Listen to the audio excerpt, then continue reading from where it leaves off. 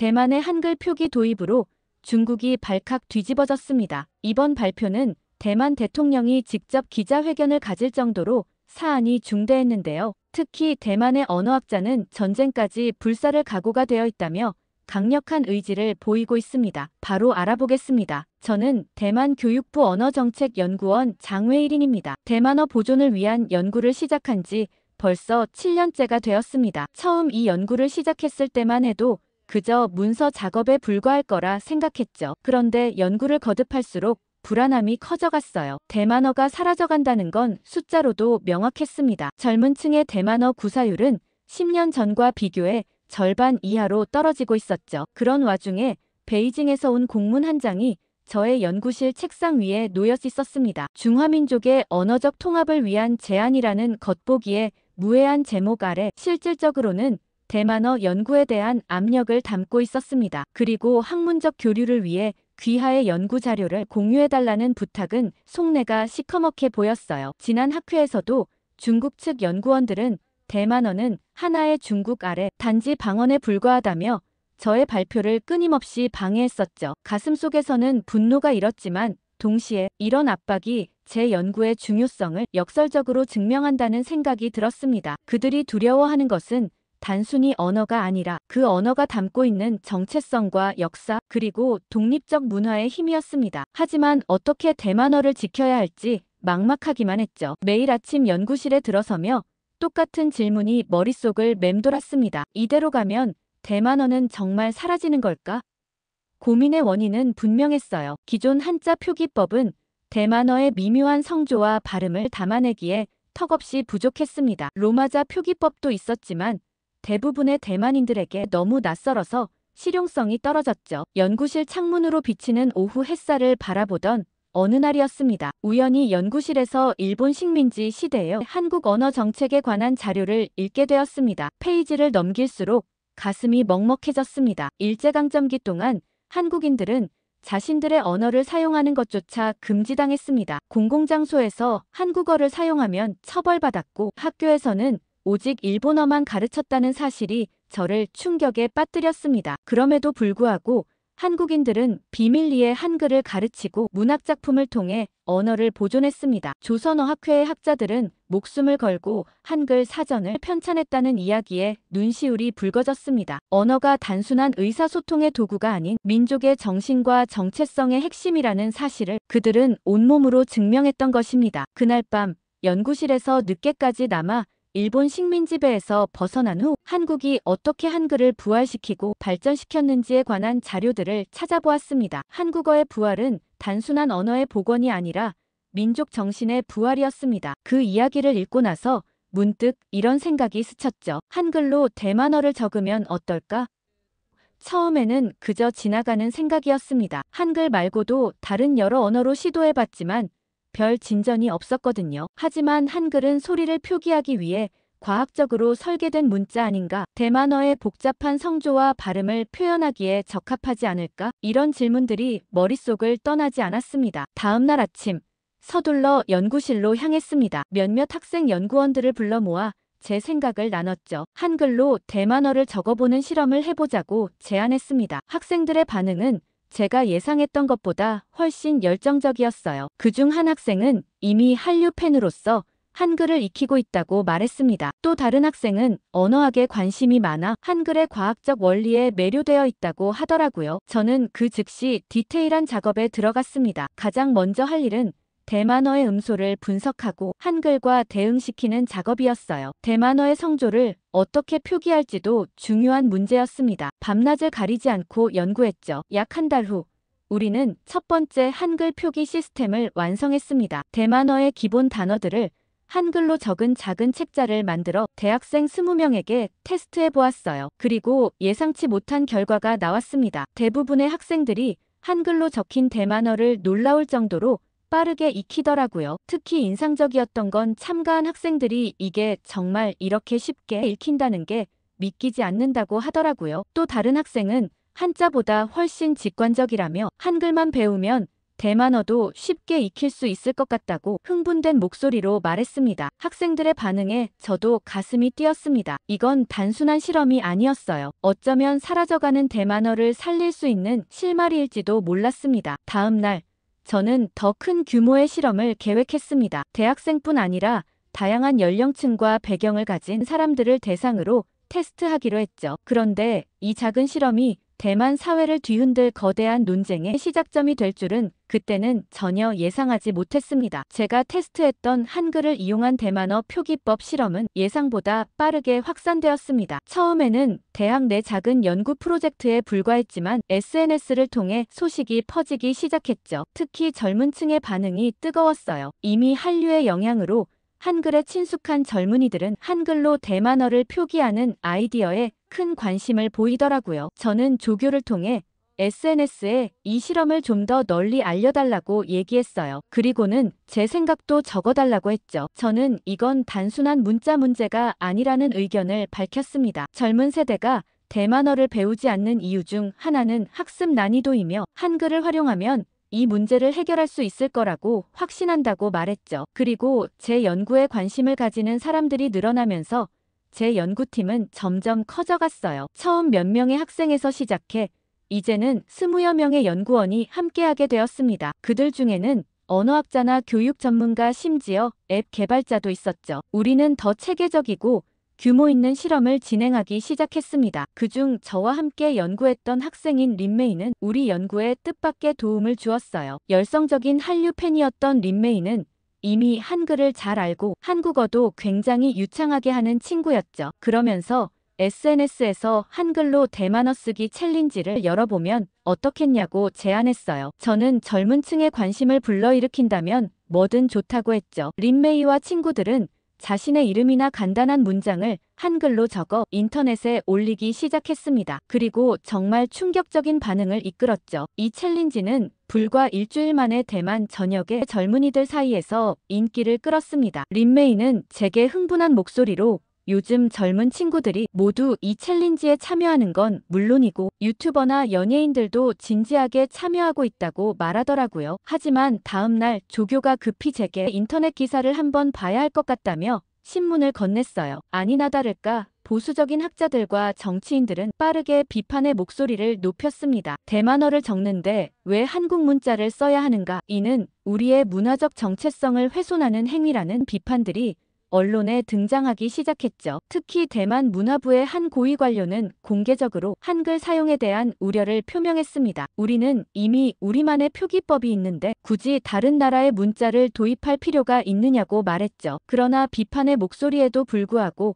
저는 연구를 계속했어요. 실제로 실험 결과는 매우 좋았거든요. 한글을 이용해 대만어를 배운 학생들은 전통적인 방법으로 배운 학생들보다 2배 빠르게 학습했죠. 또한 학습 지속률도 훨씬 높았습니다. 이는 대만어 교육의 가장 큰 문제점 중 하나였던 중도 포기율을 크게 낮출 수 있다는 의미였어요. 한글의 과학적인 원리가 이런 결과를 만들어낸 거였죠. 그러던 중 뜻밖의 소식이 들려왔습니다. 대만 교육부 내에서 한글 표기법을 정식 연구과제로 추진하는 방안이 논의되고 있다는 거였어요. 교육부 차관이 직접 연락해서 제 연구에 큰 관심이 있으며 교육부 회의에서 발표를 해달라고 요청했습니다. 이 제안은 저에게 엄청난 기회였습니다. 하지만 동시에 부담감도 컸어요. 이제 이 문제는 학문적 영역을 넘어 정치적인 문제가 되어가고 있었으니까요. 그럼에도 불구하고 저는 기꺼이 수락했습니다. 대만어를 살리기 위해서라면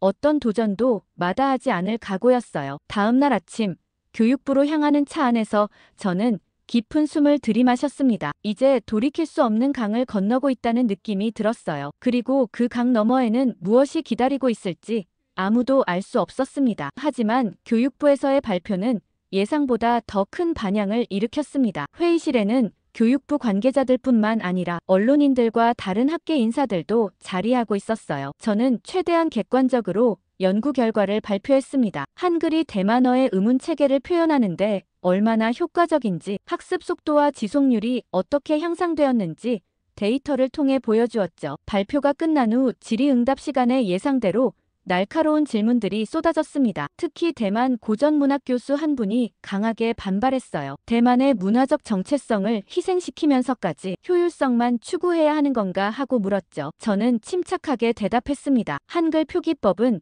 한자를 대체하는 것이 아니라 보조수단으로 활용하자는 제안이며 문화적 정체성과 실용성은 함께 갈 수 있다고 말했어요. 그러나 저의 발표 이후 상황은 예상치 못한 방향으로 흘러갔어요. 대만 교육부의 고위관료 위정하오가 적극적으로 나서 한글 표기법 연구는 대만의 정체성을 버리는 일이라며 강하게 비난하더라고요. 나중에 알고 봤더니 위정하오는 중국과 긴밀한 관계를 맺고 있었고 그의 행동에는 단순한 문화적 보수주의를 넘어선 정치적 의도가 담겨 있는 게 분명해 보였어요. 하지만 그 당시에 저는 제대로 된 답변을 하지 못하고 소극적으로 대응할 수밖에 없었죠. 며칠 후 저는 위정하오로부터 긴급 미팅 요청을 받았습니다. 그의 사무실에 들어서자 차가운 표정으로 저를 맞이했어요. 그는 제 연구가 가져올 정치적 파장을 생각해 보았냐며 물었죠. 저는 의아했습니다. 이건 언어학 연구인데 정치와 무슨 상관이 있냐고 말하려 했지만 위정하오가 제 말을 자르며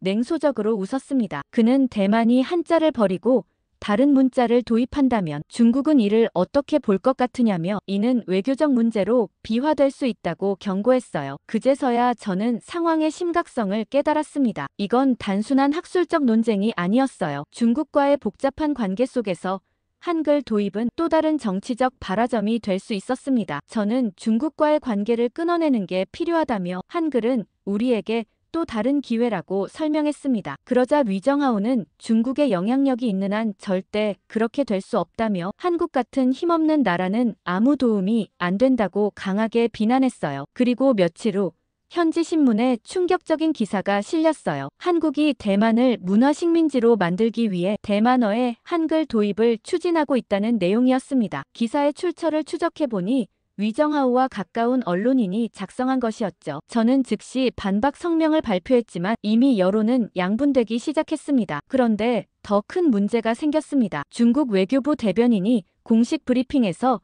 이 문제를 언급한 것이었습니다. 그는 만약 대만 정부가 한글을 공식 표기법으로 인정한다면 이는 중국 문화에 대한 명백한 도전으로 간주될 것이며 그에 따른 조치를 취할 수밖에 없을 것이라고 말했습니다. 이 발언은 즉시 국제적인 뉴스가 되었고 대만 정부는 당혹감을 감추지 못했습니다. 교육부에서는 급히 한글 표기법 연구에 대한 공식 입장을 정리하기 시작했어요. 그저 단순한 연구일 뿐 절대 정치적인 의도가 없다는 얘기였죠. 그리고 저를 보고 이 연구를 그만하는 게 어떻겠냐는 연락을 보내왔습니다. 하지만 저는 그럴 수 없었어요. 이제 이 연구는 저만의 것이 아니라는 생각이 들었거든요. 그 뉴스를 보고 나서 대만의 젊은 시민단체들이 우리의 언어는 우리가 결정한다라는 슬로건 아래 집회를 열었어요. 린메이와 같은 젊은이들은 SNS에서 더욱 활발하게 한글 표기법을 지지하는 캠페인을 벌였습니다. 린메이는 SNS에 이건 단순히 문자 선택의 문제가 아니라 우리 자신의 미래를 결정할 권리에 관한 문제라는 글을 올렸고 이 글은 수만 명에게 공유되었습니다. 그러던 어느 날 저는 연구실에서 밤늦게까지 남아 데이터를 재검토하고 있었어요. 창밖에서는 비가 내리고 있었습니다. 그때 연구실 전화가 울렸어요. 교육부 차관이었습니다. 차관은 정말 죄송하지만 현 상황에서는 한글 표기법 연구를 잠시 중단해달라고 요청했습니다. 공식적인 지시가 곧 내려갈 것이라고 덧붙였죠. 전화를 끊고 창밖의 빗방울을 바라보며 깊은 한숨을 내쉬었습니다. 하지만 그날 밤 저는 새로운 결심을 했습니다. 공식적인 지원 없이도 어떻게든 이 연구를 계속해 나가야겠다고 다짐했죠. 물론 교육부의 압력으로 공식 연구는 중단되었지만 한글 표기법에 대한 논쟁은 오히려 대만 사회 전체로 확산되었습니다. 거리 곳곳에서는 토론회가 열렸고 TV에서는 특별 프로그램이 방영되었죠. 신문의 사설란은 찬반 의견으로 뜨거웠습니다. 한글 표기법은 더 이상 단순한 학술적 주제가 아니었어요. 대만의 정체성과 중국과의 관계 그리고 젊은 세대의 문화적 지향점 등 복잡한 사회적 이슈가 얽혀있는 문제가 되었습니다. 저는 공식 연구는 중단했지만 개인적으로는 계속해서 자료를 모으고 분석했어요. 연구실은 더 이상 대학의 지원을 받지 못했지만 뜻밖에도 많은 학생들과 시민들이 자원봉사자로 나서주었습니다. 우리는 작은 커뮤니티 센터에 임시 연구 공간을 마련했고 주말마다 모여 한글로 대만어를 가르치는 무료 강좌를 개설했죠. 타이베이의 오래된 상가 건물 2층 좁은 계단을 올라 도착한 우리의 임시 연구실은 창문으로 들어오는 따스한 햇살이 공간을 밝게 비추었습니다. 벽에는 한글과 대만어를 연결한 차트들이 빼곡히 붙어 있었고 테이블 위에는 학생들이 연습한 한글 필기 노트들이 쌓여 있었어요. 비록 초라한 공간이었지만 이곳에서 피어나는 열정은 그 어떤 화려한 대학 연구실보다 뜨거웠습니다. 한편 린메이는 더욱 적극적으로 활동했습니다. 그녀는 SNS에서 대만어를 지키려면 방법을 가리지 말자는 해시태그 캠페인을 시작했어요. 이 캠페인은 빠르게 확산되어 대만 전역의 젊은이들 사이에서 큰 호응을 얻었습니다. 린메이가 작성한 글에는 우리가 중요하게 여겨야 할 것은 방법이 아니라 목적이라며 대만어를 살리는 것이 우리의 목표라는 메시지가 담겨 있었습니다. 그녀의 이 말에 많은 이들이 공감했죠. 그러나 위정하오를 필두로 한 단체들은 보수층에 바람을 불어넣었습니다. 극단적인 보수층에서는 린메이에게 협박 메시지를 보내기 시작했어요. 반역자, 대만 문화의 배신자, 한국의 하수인 같은 악의적인 댓글이 그녀의 SNS 계정에 달렸죠. 어느 날 린메이는 눈물을 글썽이며 저를 찾아왔습니다. 빗속을 뚫고 온 린메이의 젖은 머리카락에서는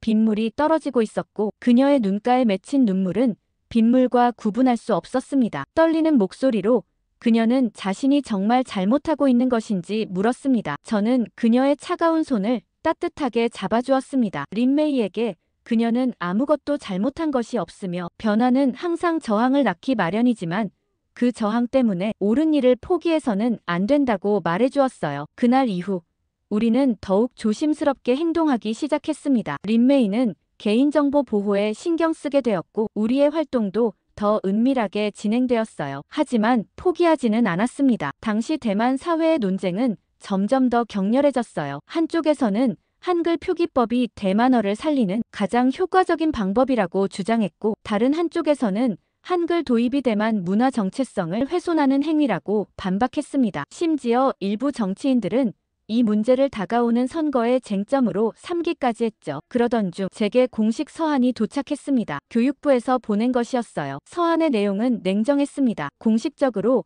한글 표기 연구를 중단하라는 명령이었죠. 더 충격적이었던 것은 서한의 마지막 문장이었습니다. 이 지시를 어길 경우 대학에서의 지위와 연구 자격이 박탈될 수 있다는 경고였어요. 서한을 받은 그날 저녁, 저는 오랫동안 연구실 창가에 서서 생각에 잠겼습니다. 제 앞에는 두 갈래 길이 놓여 있었어요. 안전하게 명령에 따르고 연구를 포기하든지 아니면 모든 것을 걸고 계속 나아가든지 둘 뿐이었죠. 이쯤 하면 그만둘까 하는 생각도 들었어요. 그날 밤 집으로 돌아가는 길에 우연히 한 작은 대만어 학습 교실을 지나쳤습니다. 창문을 통해 들여다보니 노인 한 분이 어린아이들에게 대만어를 가르치고 있었어요. 그런데 아이들의 표정이 지루해 보였고 몇몇은 졸고 있었습니다. 선생님의 열정적인 목소리와는 대조적으로 아이들의 눈빛에는 흥미가 전혀 보이지 않았어요. 그 순간 저는 결심했어요. 포기할 수 없었습니다. 대만어가 살아있는 언어로 남기 위해서는 젊은 세대가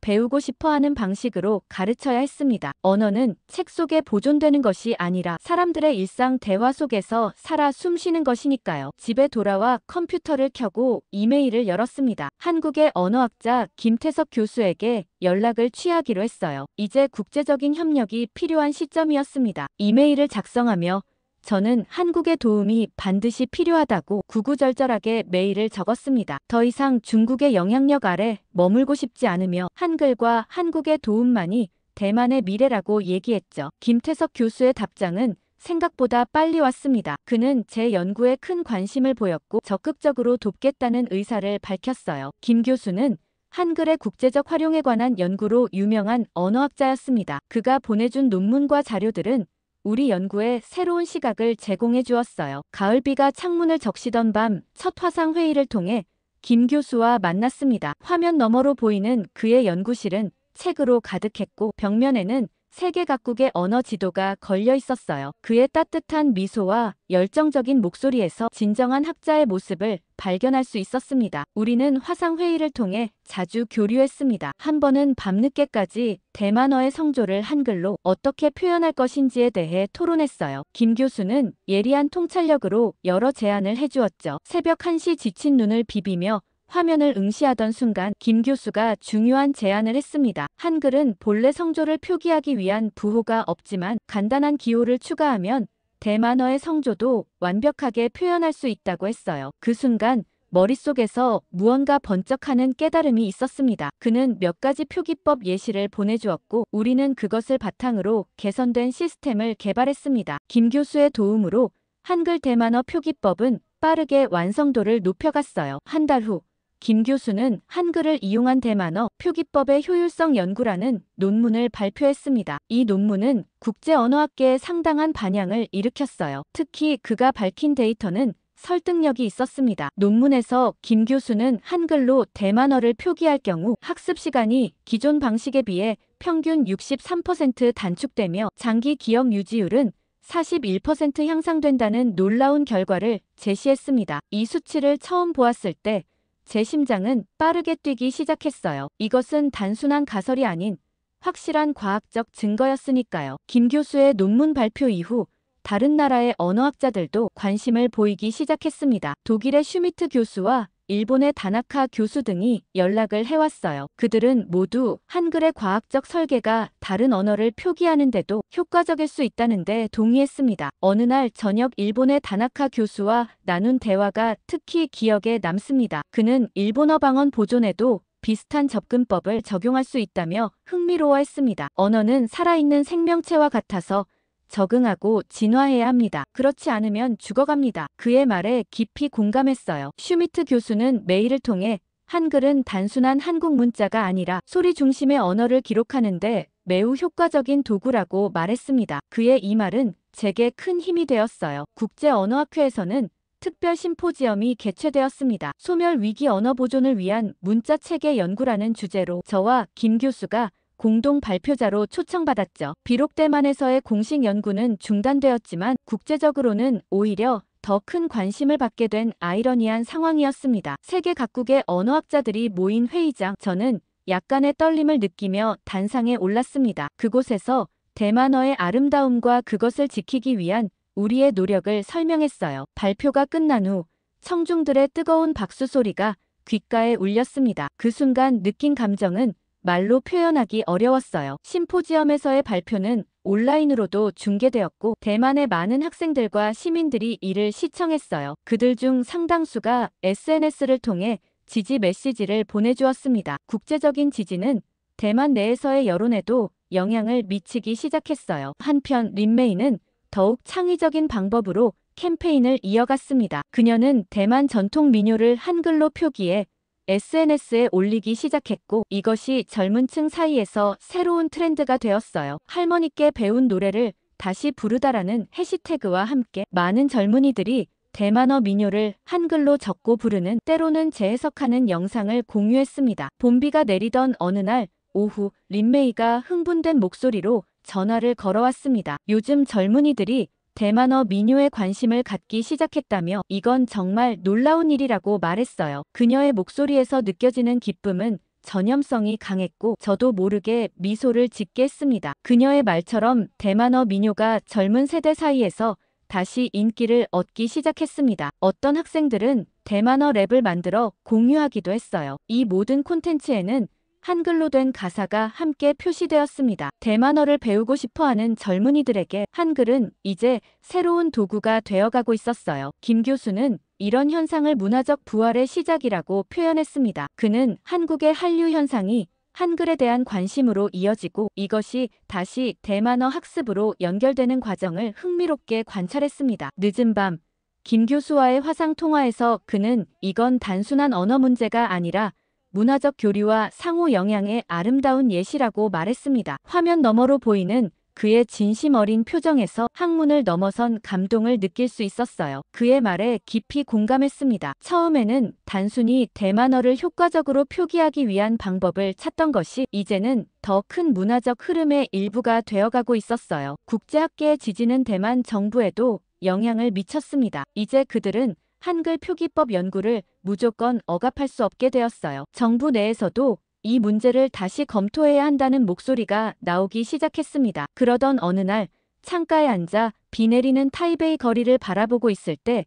교육부로부터 예상치 못한 연락이 왔어요. 정부 내 긴급회의가 소집되었고 저에게 참석 요청이 왔다는 것입니다. 대만어 보존 정책을 전면 재검토한다는 내용이었죠. 그리고 이 회의에는 위정하오를 포함한 고위 관료들이 모두 참석할 예정이었습니다. 다음 날 교육부 회의실에 들어서자 긴장감이 감돌았습니다. 장관을 비롯한 고위 관료들이 테이블 주위에 앉아 있었고 위정하오는 제가 들어서자 불편한 표정을 숨기지 못했어요. 회의가 시작되기 전 교육부 차관이 제게 다가왔습니다. 차관의 낮은 목소리에는 걱정이 묻어났습니다. 장 교수님, 오늘 회의는 매우 중요합니다.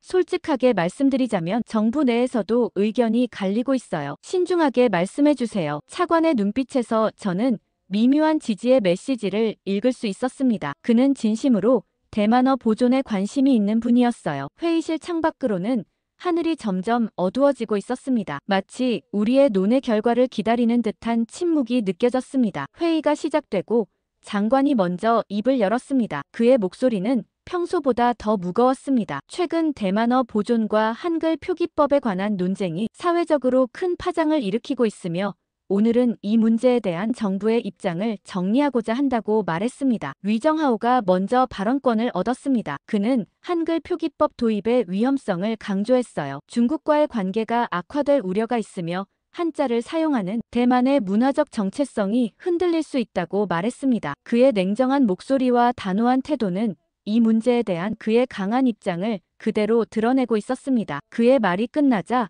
교육부 차관이 발언했습니다. 그는 조심스러운 어조로 현실적으로 대만어 사용자가 계속 감소하고 있다는 점을 지적했습니다. 젊은 세대들이 대만어 학습에 흥미를 잃고 있고 이대로 가면 대만 언어의 미래가 불투명해질 수 있다고 덧붙였습니다. 그의 말에 회의실 내 몇몇 관료들이 고개를 끄덕였습니다. 회의는 점점 격렬해졌습니다. 각 부처의 대표들이 자신의 의견을 개진했고 찬반 의견이 팽팽하게 맞섰어요. 특히 외교부 관계자는 중국의 경제적 압박 가능성을 우려했고 문화부 대표는 문화적 정체성 문제를 제기했습니다. 창밖으로는 비가 내리기 시작했고 빗소리는 회의실의 긴장감을 더욱 고조시키는 것 같았습니다. 제 차례가 되자 저는 깊은 숨을 들이마셨습니다. 테이블 위에 놓인 제 손이 약간 떨리는 것을 느꼈어요. 제 앞에는 대만의 미래를 결정할 수 있는 중요한 인물들이 앉아 있었습니다. 긴장되었지만 이 기회를 놓칠 수 없었습니다. 존경하는 장관님과 관계자 여러분, 저는 오늘 학자로서가 아니라 대만의 시민으로서 말씀드리고 싶습니다. 우리가 논의하는 것은 단순한 표기법의 문제가 아닙니다. 이것은 우리 언어와 문화의 생존에 관한 문제입니다. 회의실에 잠시 침묵이 흘렀습니다. 모든 시선이 저에게 집중되었습니다. 저는 천천히 하지만 확신에 찬 목소리로 계속 말했습니다. 저는 연구 데이터와 국제 언어학계의 지지를 강조했습니다. 그리고 무엇보다 젊은 세대들의 반응을 구체적인 수치로 보여주었어요. 제 목소리는 점점 더 힘을 얻었고 회의실의 모든 사람들이 집중해서 듣고 있다는 것을 느낄 수 있었습니다. 한글 표기법을 사용한 대만어 교육을 받은 학생들의 학습 지속률은 기존 방식에 비해 3배 높습니다. 이는 우리 언어의 미래를 위해 무시할 수 없는 사실입니다. 창문을 타고 흘러내리는 빗방울들이 햇빛에 반짝이며 무지개 빛깔을 만들어내고 있었습니다. 그 순간 마치 자연도 우리의 대화에 귀 기울이는 듯한 느낌이 들었어요. 제 발표가 끝난 후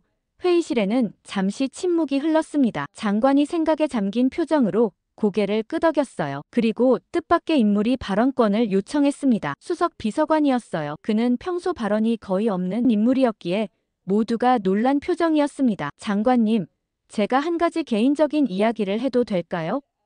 장관이 허락하자 그는 조용한 목소리로 이야기를 시작했습니다. 제 할머니는 평생 대만어만 사용하셨고 대만어로 많은 노래와 이야기를 알고 계셨습니다. 그런데 제 아이들은 할머니와 대화하기 어려워했어요. 언어의 장벽 때문이었죠. 할머니가 돌아가시기 전 마지막으로 들려주신 대만어 노래의 의미를 제 아이들은 이해하지 못했습니다. 그때 느낀 상실감을 저는 잊을 수 없습니다. 비서관의 이야기는 단순한 개인적 경험을 넘어 우리 모두의 이야기처럼 느껴졌습니다. 회의실에는 무거운 침묵이 흘렀고 몇몇 관료들의 눈빛이 흔들리는 것을 볼 수 있었어요. 그의 이야기는 회의실의 분위기를 바꾸어 놓았습니다. 이제 이 문제는 더 이상 추상적인 정책이나 이론의 문제가 아니라 실제 사람들의 삶과 연결된 현실적인 문제로 다가왔습니다. 장관은 잠시 생각에 잠긴 듯 했습니다. 창밖의 빗소리만이 회의실에 울려 퍼졌어요. 그리고 마침내 그가 입을 열었습니다. 그의 목소리에는 결단력이 담겨 있었습니다. 국제적인 관심과 젊은 층의 지지를 무시할 수 없습니다. 하지만 중국과의 관계도 고려해야 하고 우리의 문화적 정체성도 중요합니다. 모든 것을 고려해 대만어 보존을 위한 방안으로 한글 표기법을 공식적으로 검토하기로 결정했습니다. 이 발표에 위정하오는 곧바로 반발했습니다. 그의 얼굴이 붉어지고 목소리가 높아졌습니다. 장관님, 이는 매우 위험한 결정이며 중국은 분명 강하게 반발할 것이라고 주장했습니다. 장관은 위정하오의 눈을 똑바로 바라보며 단호하게 대답했어요. 그의 목소리는 조용했지만 강한 확신이 담겨 있었습니다. 우리는 중국과의 관계만 고려할 수는 없으며 대만 언어와 문화의 미래도 중요한 문제라고 말했습니다. 물론 신중하게 접근할 것이라고 덧붙였죠. 회의가 끝난 후 차관이 제게 다가왔습니다. 그의 표정에는 안도감과 걱정이 함께 섞여 있었어요. 그는 정부가 한글을 대만어의 보조 표기법으로 검토하기로 결정했다는 것을 알려주었습니다. 공식 발표는 다음 주에 있을 예정이며 준비해달라고 부탁했습니다. 교육부를 나서며 깊은 안도감을 느꼈습니다. 가을비는 이제 그쳤고 석양의 붉은 빛이 젖은 거리에 반사되어 마치 불이 켜진 것처럼 빛났습니다. 완전한 승리는 아니었지만 첫 발걸음을 내딛게 된 것이었어요. 하지만 동시에 커다란 불안감도 들었습니다. 중국의 반응은 어떨까요? 그들이 경제적 제재를 가한다면 대만은 큰 타격을 입을 것이 분명했습니다. 그러나 저는 이제 물러설 수 없었습니다. 대만어를 지키기 위한 싸움은 이제 막 시작되었을 뿐이니까요. 충격적인 일이 벌어졌습니다. LA 산불 이후 은혜를 갚겠다며 한국행을 결정하는 사람들이 급증하고 있는데요. 정작 한국에 오고 나서는 믿기 힘들다며 오열하고 있는 모습을 보이고 있습니다. 시작 전 구독 버튼 꾹 눌러주세요. 이번 산불 사고가 나고 저희 고모는 완전 달라진 삶을 살고 있습니다. 그런 저희 고모 얘기를 들려드리려고요. 고모는 저희 가족 중 가장 드라마틱한 삶을 살았죠. 비밀스럽고 화려하고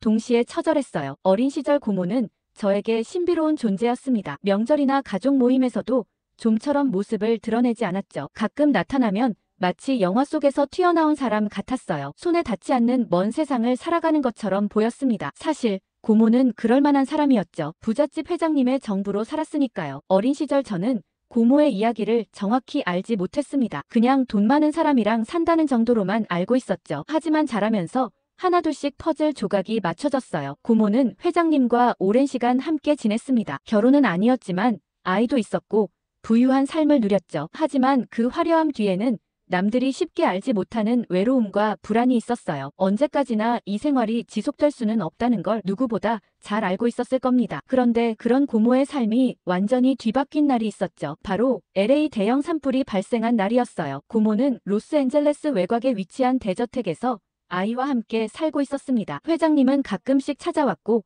평소에는 고모와 아이 단둘이서 시간을 보냈죠. 그러던 어느 날 산불이 발생했어요. 처음에는 뉴스에서 주의보 수준으로 보도됐습니다. 불길은 빠르게 번졌죠. 바람을 타고 건조한 기후를 따라 마치 살아있는 생물처럼 집어삼키며 퍼져나갔어요. LA 사람들은 산불에 익숙했지만 이번에는 달랐습니다. 도시 전체가 긴장했고 사람들이 서둘러 대피하기 시작했죠. 고모도 뉴스를 보며 대비하고 있었어요. 하지만 예상보다 불길이 너무 빨리 번졌습니다. 오전까지만 해도 멀리 있던 불길이 오후에는 바로 근처까지 와 있었죠. 하지만 이 모든 것보다 더 큰 문제는 따로 있었습니다. 고모의 아이가 아직 학교에 있다는 거였죠. 학교에서는 긴급 대피 지침이 내려졌고 부모들은 아이들을 데리러 가기 위해 학교로 몰려갔어요. 하지만 고모는 이미 너무 늦었습니다. 도로가 막혀 차를 움직일 수 없었죠. 걸어갈 수도 없었어요. 전화는 불통이었고 인터넷도 느려졌습니다. 고모는 점점 더 초조해졌죠. 아이는 지금 어디에 있을까요? 학교에 남아있을까? 아니면 대피버스를 탔을까요? 혹시 혼자 집으로 오고 있는 건 아닐까? 수많은 생각들이 고모의 머리를 스쳤습니다. 고모는 결국 차를 버리고 뛰기 시작했죠. 연기가 짙어지면서 숨쉬기가 어려웠고 길은 이미 혼란에 빠져 있었어요. 사람들은 짐을 챙기느라 정신없었고 소방차와 경찰차, 사이렌이 끊임없이 울려 퍼졌습니다. 하지만 고모에게는 오직 하나의 생각만 있었습니다. 아이를 찾아야 한다는 것이죠. 불길이 모든 것을 집어삼키기 전에 아이를 찾아야 한다는 것이에요. 그러나 현실은 잔인했습니다. 학교에 도착했을 때 이미 대부분의 아이들은 떠난 상태였죠. 선생님들은 남은 학생들을 버스에 태우고 있었어요. 고모는 선생님들에게 아이의 행방을 물었습니다. 하지만 명확한 대답을 들을 수 없었죠. 대부분의 아이들은 이미 집으로 돌아갔어요라는 말뿐이었어요. 그 말이 고모를 더 미치게 했고 고모는 다시 집으로 달려갔습니다. 하지만 도로는 이미 혼돈이었죠. 차들은 움직이지 않았고 사람들은 대피소로 향하고 있었어요. 연기가 짙어지고 불길이 점점 더 가까워졌습니다. 그 순간 고모는 절망했죠. 삶을 지탱해왔던 모든 것이 불길 속에서 사라지고 있었으니까요. 화려했던 집, 값비싼 가구들, 명품 가방과 보석들이 있었습니다. 하지만 그런 건 중요하지 않았죠. 고모가 찾고 싶은 건 오직 아이였어요. 밤이 되자 상황은 더 악화됐습니다. 불길이 도시 외곽까지 번졌고 하늘에서는 헬리콥터가 불을 진압하려고 했죠. 하지만 역부족이었고 고모는 여전히 거리를 헤매고 있었습니다. 경찰들은 도로를 차단했고 더 이상 앞으로 나아갈 수 없었죠. 사람들은 대피소로 이동했지만 고모는 갈 수 없었어요. 아이가 어디에 있는지 알지 못하는데 어떻게 대피할 수 있을까 생각했습니다. 공기 중에는 연기 냄새가 가득했고 몸은 이미 지쳐 있었어요. 머릿속이 하얗게 변했죠. 아이를 찾아야 한다는 생각만 머릿속을 맴돌았지만 현실은 잔인했어요. 절망 속에서 길 한복판에 주저앉았을 때 누군가 고모의 어깨를 두드렸습니다. 낯선 얼굴의 남성이 그녀를 바라보며 LA 한인회에서 왔다고 아이를 찾는다고 들었다고 했죠. 고모는 감정이 북받쳐 말도 제대로 하지 못했어요. 어떻게 한인회가 자신을 알게 되었는지 생각할 겨를도 없었습니다. 그저 간절한 눈빛으로 아이를 찾아달라고 했죠. 어디에 있는지 모르겠다고 도와달라고 했어요. 한인회 사람들은 이미 발 빠르게 움직이고 있었습니다. 직접 사람들이 돌아다니는 대신 드론을 띄우기로 했죠. 연기가 자욱한 거리를 사람들의 발로 뒤지는 것은 위험했고 드론을 통해 넓은 지역을 빠르게 수색하는 것이 더 효과적이었어요. 한인회 관계자들은 노트북 앞에 앉아 화면을 지켜봤습니다. 드론이 하늘을 가로지르며 아이를 찾기 시작했고 고모는 손을 모으고 간절히 기도했죠. 시간이 흐를수록 고모의 불안감은 커졌습니다. 시간이 지나도 화면에는 비슷한 거리와 불타는 건물들만 가득했죠. 드론이 폐허가 된 골목을 지나갈 때 한인회 관계자 중 한 사람이 화면을 가리키며 외쳤어요. 저기 아이가 있는 것 같다고 했습니다. 모두의 시선이 한 곳으로 집중됐죠. 화면 속 길가 한쪽에서 작은 아이가 웅크리고 있었어요. 연기와 먼지 때문에 얼굴이 희미했지만 옷차림이 아이와 일치했습니다. 고모는 자신의 아이가 맞다고 소리쳤죠. 한인회 사람들은 즉각 행동에 나섰어요. 근처에 있던 구조팀이 해당 위치로 출동했습니다. 하지만 도로가 막혀 접근이 쉽지 않았죠. 한인회에서 직접 한 사람이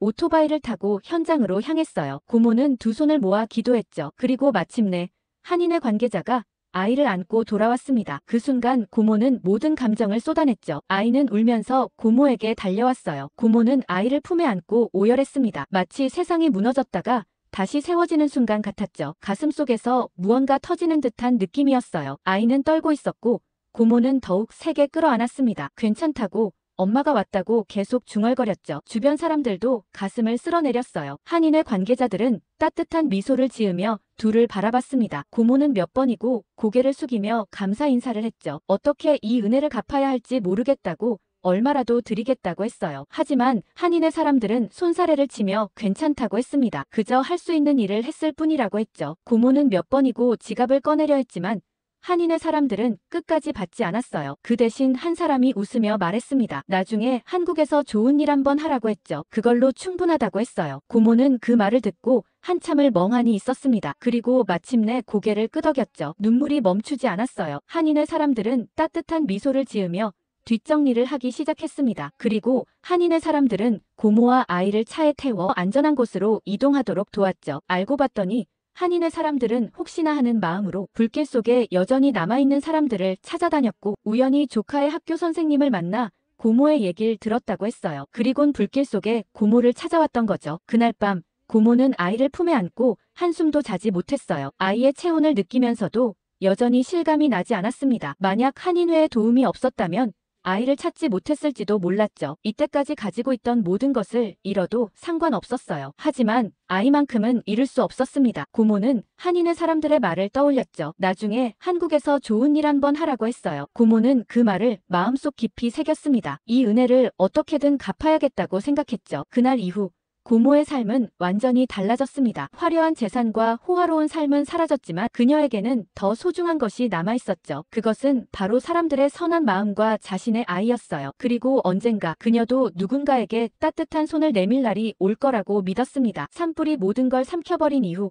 고모는 완전히 갈 곳을 잃었어요. 집이 불에 타 사라졌고 회장님께 돌아갈 수도 없었죠. 은행에는 여전히 많은 돈이 남아있었지만 대저택으로 돌아가긴 싫다고 생각했어요. 그렇게 허무함을 느끼는 고모에게 우리 가족은 손을 내밀었어요. 우리 집에서 함께 지내기로 하면서 고모는 한국 사람들의 따뜻한 정을 얘기했죠. 그러던 어느 날 고모는 말했어요. 자신이 한국 사람들에게 받은 은혜를 어떻게든 갚고 싶다고 했죠. 그 말을 듣고 저는 문득 어린 시절 지아의 이야기가 떠올랐어요. 제 친구 지아는 한국에서 입양된 아이였어요. 미국에서 자랐지만 늘 자신이 어디에서 왔는지 궁금해했어요. 한 번쯤은 고향에 가보고 싶다고 했지만 방법이 없었죠. 가족과 언어도 다르고 어디서부터 찾아야 할지도 몰랐기 때문이었어요. 결국 지아는 그 꿈을 이루지 못한 채 어른이 되었죠. 이 이야기를 들은 고모는 가만히 생각에 잠겼어요. 이런 아이들이 얼마나 많을까? 고모는 조사를 시작했고 곧 놀라운 사실을 알게 되었어요. 1950년대 이후로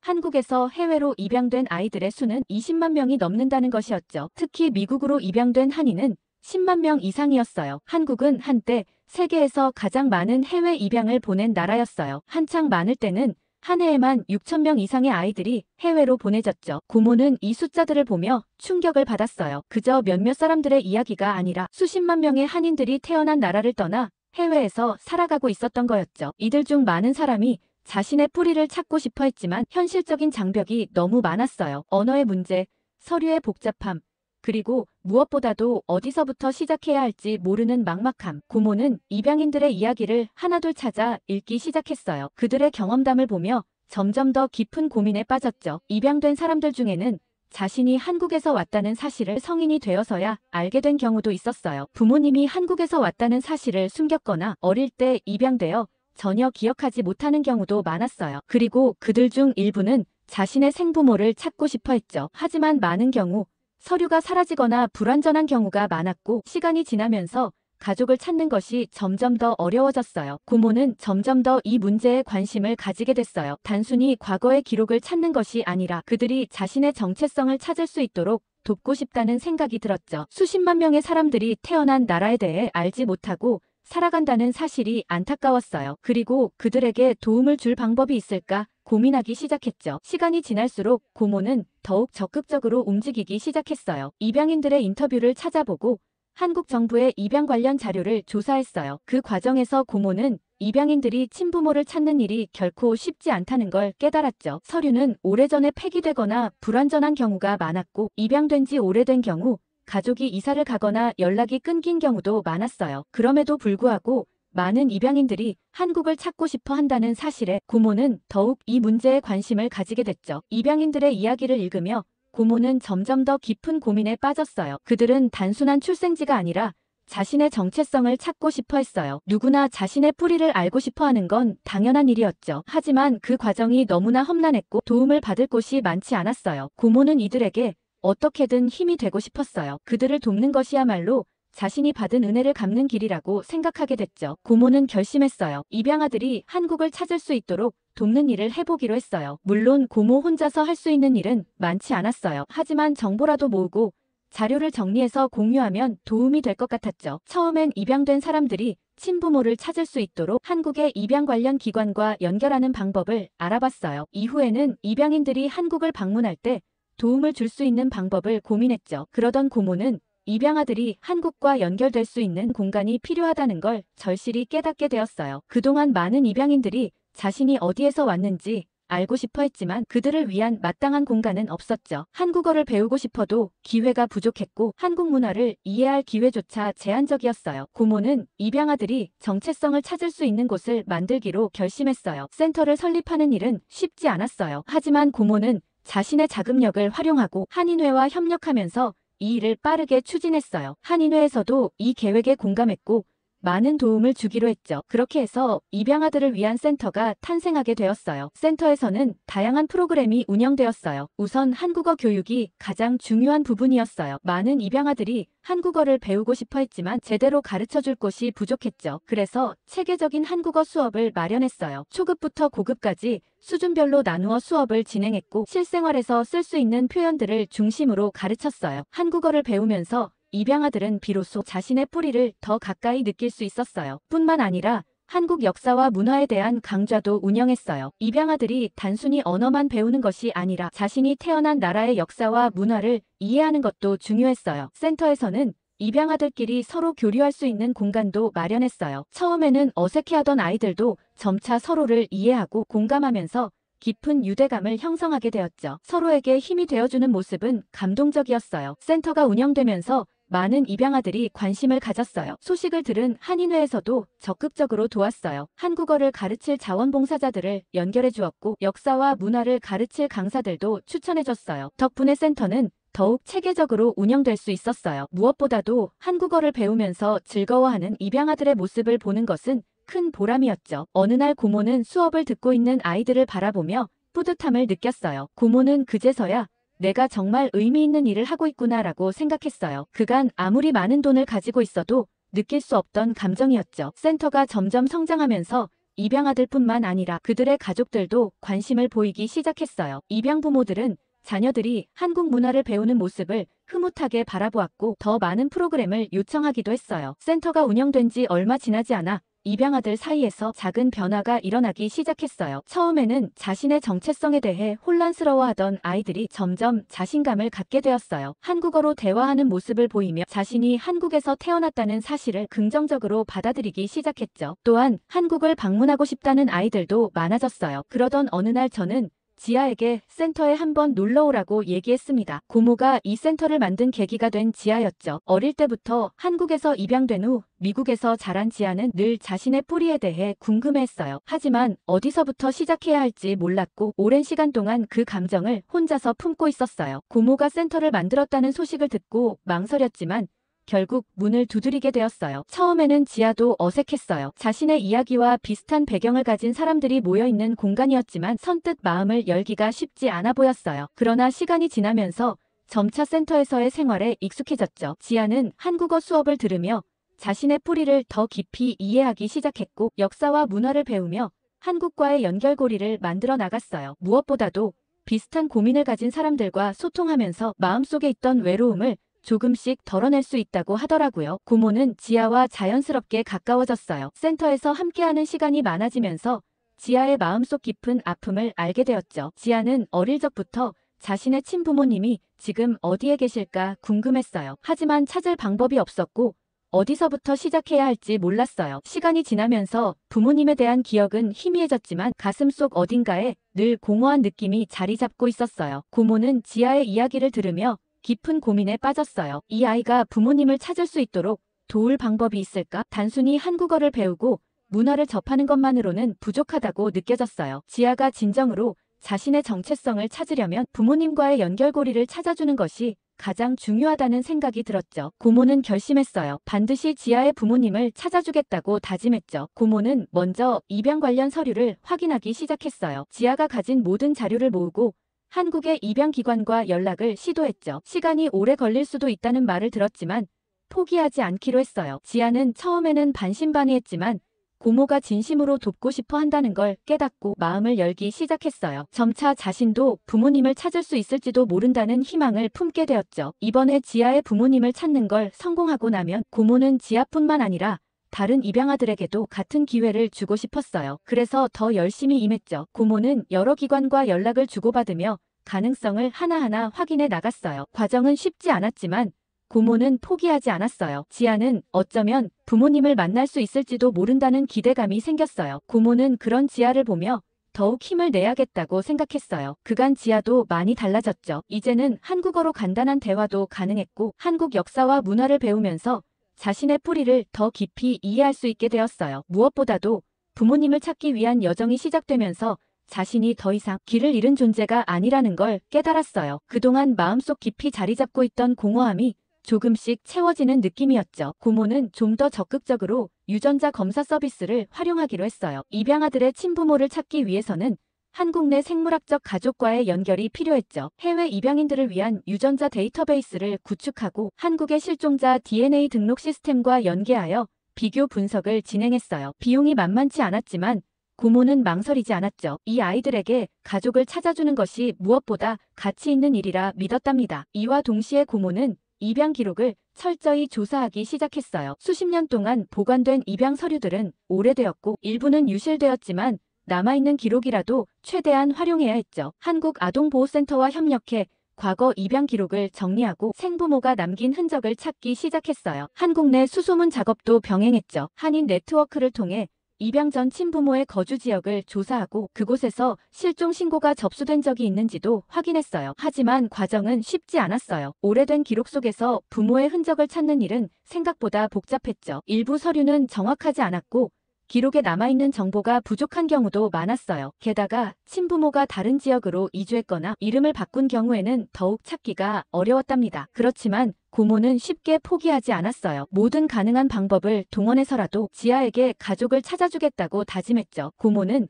한국 내 실종자 찾기 시스템과도 협력했어요. 실종된 가족을 찾는 데이터베이스를 활용해 입양아들의 친부모가 이 시스템에 등록된 적이 있는지 확인했죠. 또한 입양을 보낸 후에도 자녀를 찾고 있는 부모들과 연결될 수 있도록 프로그램을 만들었어요. 몇몇 경우에는 친부모가 입양을 보낸 뒤에도 계속해서 아이를 찾고 있었고 그들을 연결하는 것만으로도 기적 같은 재회가 이루어졌답니다. 이 프로젝트를 진행하는 동안 많은 난관이 있었어요. 정부 기관의 협조가 필요한 경우가 많았고 서류 작업도 복잡했죠. 하지만 고모는 절대 포기하지 않았어요. 입양아들이 자신을 버린 것이 아니라 어쩔 수 없는 상황에서 헤어지게 되었다는 사실을 알고 부모를 찾고 싶어 한다는 점을 이해했어요. 그래서 더욱 이 일에 열정을 쏟을 수밖에 없었죠. 몇 달간의 끈질긴 노력 끝에 마침내 지아와 연결될 가능성이 높은 친부모의 흔적을 발견했어요. 한국에서 오래전 실종 신고가 접수된 한 사례와 지아의 입양 기록이 일치하는 부분이 있었죠. 이를 바탕으로 보다 정밀한 조사를 진행했고 드디어 결정적인 단서를 찾을 수 있었어요. 친부모는 여전히 한국에 살고 있었답니다. 당시 어려운 형편 때문에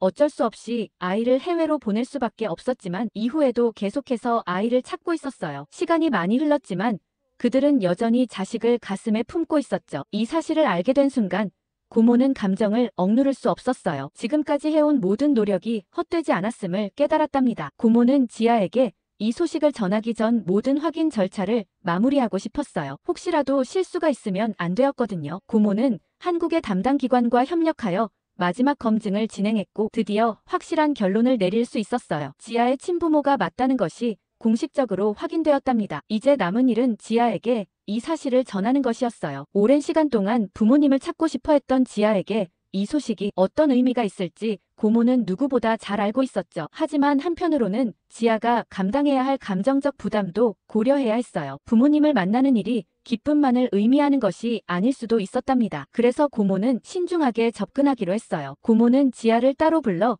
그동안 진행한 과정과 결과를 조심스럽게 설명했어요. 지아는 처음에는 믿을 수 없다는 표정을 지었지만 점차 사실을 받아들이면서 눈가가 촉촉해졌죠. 너무 오랫동안 원했던 일이었고 그토록 간절하게 바랐던 순간이 다가왔어요. 지아는 부모님을 만날 준비가 되었다고 말했답니다. 고모는 지아의 반응을 보며 다시 한번 확신했어요. 자신이 한 일이 헛되지 않았음을 느꼈죠. 이제 마지막 단계가 남았어요. 지아가 부모님을 직접 만나도록 도와주는 일이었어요. 그날을 위해 고모는 더욱 신중하게 준비하기로 했답니다. 준비를 마치고 저와 지아 그리고 지아 부모님과 고모는 비행기에 올랐어요. 기내에서 지아는 창밖을 바라보며 수많은 생각이 스쳐 지나가는 듯 했죠. 어릴 때부터 상상만 했던 한국이라는 나라, 자신이 태어난 곳, 그리고 부모님이 살고 있을 그곳이 점점 가까워지고 있었어요. 공항에 도착하자마자 지아는 복잡한 감정에 휩싸였죠. 낯선 공간이었지만 왠지 익숙한 느낌도 들었어요. 마치 오랫동안 기다려온 곳에 도착한 듯한 기분이었답니다. 공항을 빠져나오며 지아는 천천히 주변을 둘러보았어요. 모든 것이 새롭고 낯설면서도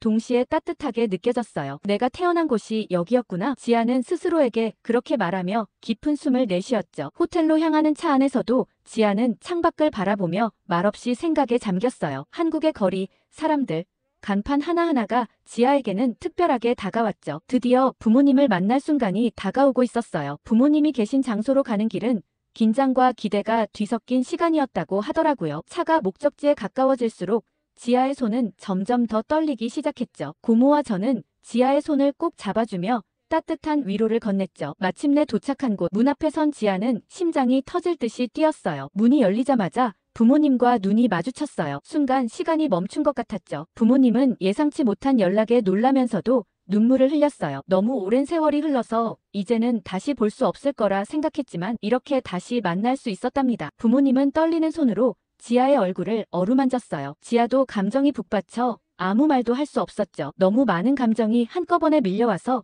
눈물이 먼저 쏟아졌어요. 부모님은 아이를 떠나보내야 했던 미안함과 후회로 흐느끼며 지아를 꼭 껴안았답니다. 지아의 부모님이 그녀를 입양 보낼 수밖에 없었던 사연은 너무도 가슴 아픈 이야기였어요. 어린 시절부터 서로를 아끼며 살아왔던 두 사람은 그리 넉넉하지는 않았지만 사랑으로 가정을 지키며 살고 있었어요. 그러나 운명은 그들에게 가혹했죠. 지아가 태어나기 직전 아버지는 갑작스러운 사고로 큰 부상을 입었어요. 일하던 공장에서 발생한 사고였고 제대로 된 보상도 받지 못한 채 병원 신세를 져야 했어요. 어머니는 남편의 병원비를 감당하기 위해 하루에도 몇 군데씩 일터를 전전했지만 점점 벼랑 끝으로 몰리고 있었어요. 그런 상황에서도 두 사람은 지아를 품에 안았어요. 작고 여린 생명을 지키겠다는 일념으로 버텼지만 현실은 너무나 가혹했죠. 지아가 태어난 지 몇 개월 지나지 않아 어머니의 건강도 급격히 악화되었어요. 제대로 된 영양을 챙길 여유도 없이 과로에 시달리다 보니 몸이 견디지 못했던 거예요. 병원에서는 장기 치료가 필요하다고 했지만 가정 형편으로는 감당할 수 없는 일이었어요. 부모님은 밤새 고민했어요. 서로의 손을 꼭 붙잡고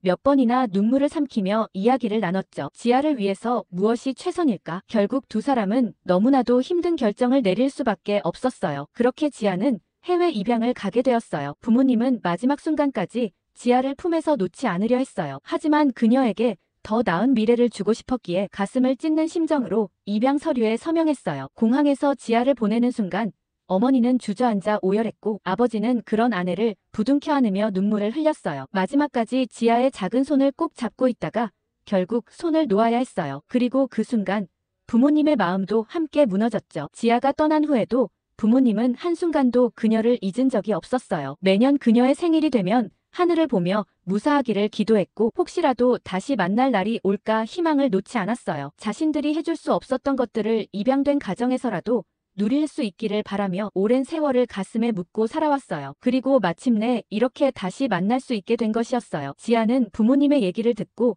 처음에는 얼어붙은 듯이 가만히 있었지만 이내 부모님의 품에 안기며 눈물을 쏟아냈어요. 이제라도 만나게 돼서 정말 다행이에요. 지아는 그렇게 속삭이듯 말했답니다. 부모님도 연신 고개를 끄덕이며 감사함과 안도감으로 가슴을 쓸어내렸어요. 지아의 친부모님은 미국 부모님에게도 감사의 인사를 연신하셨습니다. 고모와 저도 이 장면을 감격스럽게 바라보았죠. 고모는 오랜 시간 동안 간절하게 원했던 순간이 눈앞에서 펼쳐지는 걸 보며 깊은 안도감을 느꼈어요. 자신이 한 일이 결코 헛되지 않았음을 깨닫는 순간이었답니다. 이제야 내가 받은 은혜를 진짜로 갚은 것 같아 고모는 그렇게 생각하며 조용히 눈물을 닦았어요. 부모님과 지아는 서로를 놓지 못한 채 계속해서 손을 잡고 있었죠. 부모님은 그동안 어떻게 지냈는지 어떤 삶을 살아왔는지 궁금해하며 지아의 얼굴을 가만히 바라보았어요. 지아도 부모님의 모습을 하나하나 기억하려는 듯 애써 눈물을 참으며 바라보았답니다. 그렇게 오랜 이별이 끝나고 새로운 이야기가 시작되고 있었어요. 미국 부모님과 한국 부모님 그리고 지아는 오랜 시간 동안 잃어버린 시간을 되찾기 위해 조용히 이야기를 나누었어요. 처음에는 어색했지만 점점 더 편안해지고 있었답니다. 그간 서로 몰랐던 이야기들을 나누고 있었어요. 저와 고모는 한 발짝 물러서서 그 모습을 바라보며 미소 지었어요. 모든 것이 제자리를 찾아가고 있었죠. 이제 지아는 더 이상 외롭지 않았어요. 부모님을 찾았고 자신의 뿌리를 되찾았답니다. 그리고 그 곁에는 언제나 함께 해준 고모가 있었어요. 그렇게 한국에서의 시간은 감동과 회복의 순간들로 채워지고 있었어요. 고모는 이번 일을 계기로 더 많은 입양아들에게 희망을 주고 싶다고 다짐했어요. 자신의 재산을 사용해 더 많은 아이들이 부모님을 찾을 수 있도록 돕겠다는 결심을 다시 한번 굳혔죠. 지아와 부모님이 재회의 감격을 나누는 모습을 보며 이 일이 단순한 만남 이상의 의미가 있음을 깨달았어요. 이 만남은 새로운 시작이었답니다. 그리고 앞으로도 수많은 입양아들이 자신들의 가족을 찾을 수 있도록 길을 열어주겠다고 다짐했어요. 한국에서의 마지막 날 지아는 부모님과 함께 시간을 보내며 많은 이야기를 나누었어요. 짧은 시간이었지만 너무나도 소중한 순간들이었죠. 공항으로 돌아오는 길, 지아는 더 이상 두렵지 않았어요. 이제는 자신이 어디에서 왔는지 알고 있었고 돌아갈 곳이 있다는 사실이 지아를 더욱 단단하게 만들어주었답니다. 부모님과 다시 만날 날을 기약하며 지아는 비행기에 올랐어요. 창밖으로 한국의 풍경이 서서히 멀어지는 걸 보며 지아는 조용히 미소 지었죠. 모든 것이 달라졌어요. 그리고 앞으로도 더 많은 기적이 만들어질 거라는 걸 알 수 있었답니다.